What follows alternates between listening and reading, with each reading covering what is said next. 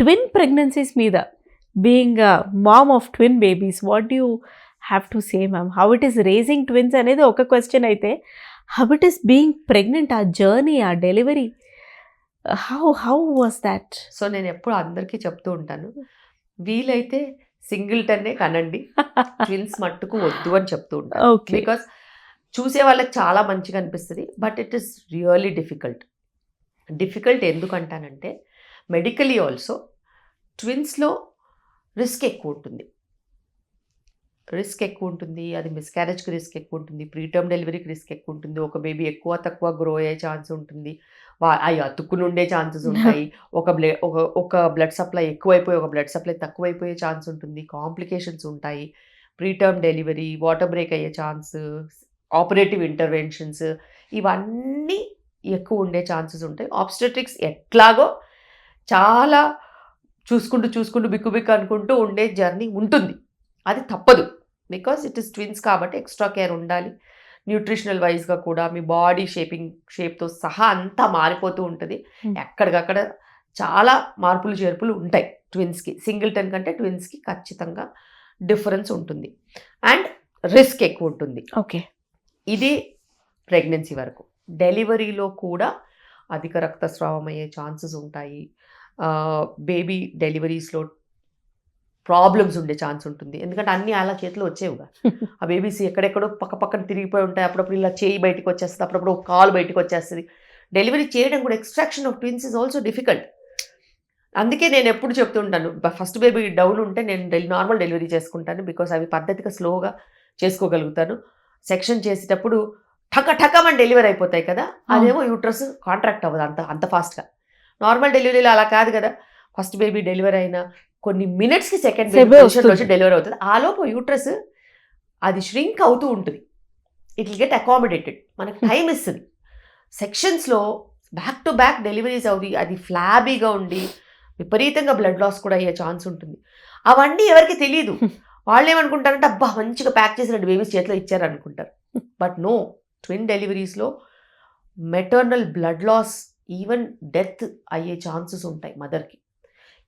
అన్ని కౌన్సిలింగ్ షీట్లో రాసున్నా కానీ వాళ్ళు చదవరు, ఏదన్నా ప్రాబ్లం వస్తే మీరు చెప్పలేదంటారు. But that risk is there. PPH is 10 times more in risk than general population. Blood loss, రక్తహీనత, mother getting back to normal is all too much. And twin responsibilities double. Yes. Feeding కైనా, care కైనా, you won't believe, ట్విన్స్కి 5 members కావాలి mother కాకుండా, చూసుకోవడానికి, పెంచడానికి, వాళ్ళకి help చేయడానికి.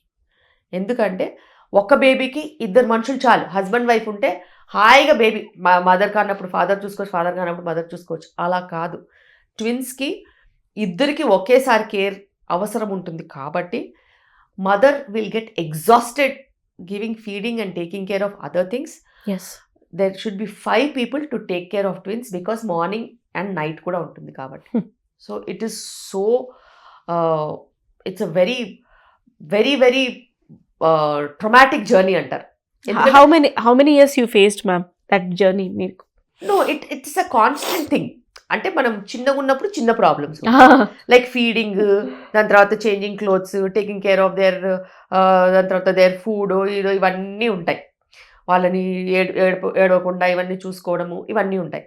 కొంచెం పెద్దగా అవుతుంటే ఇద్దరు స్కూల్కి వెళ్ళడము, ఇద్దరిని రెడీ చేసుకోవడము, ఇద్దరికి ఫీడింగ్ చూసుకోవడము, ఇద్దరిని టైంకి పడుకోబెట్టుకోవడము, ఇద్దరికి సిక్ అవుతుంది అది చూసుకోవడం, ఇవన్నీ ఉంటాయి.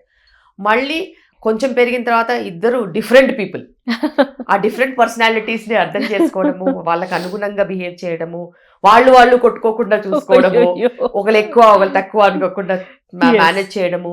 ఫ్యామిలీలో కూడా ఒకరికొకరు సపోర్ట్ చేస్తారు, ఇంకోరు సపోర్ట్ చేస్తారు, అలా కాకుండా చూసుకోవడము. ఒకరిని తిడుతూ ఉంటారు, ఒకరిని పొగుడుతూ ఉంటారు, అలా కూడా కాకుండా ఉండడము.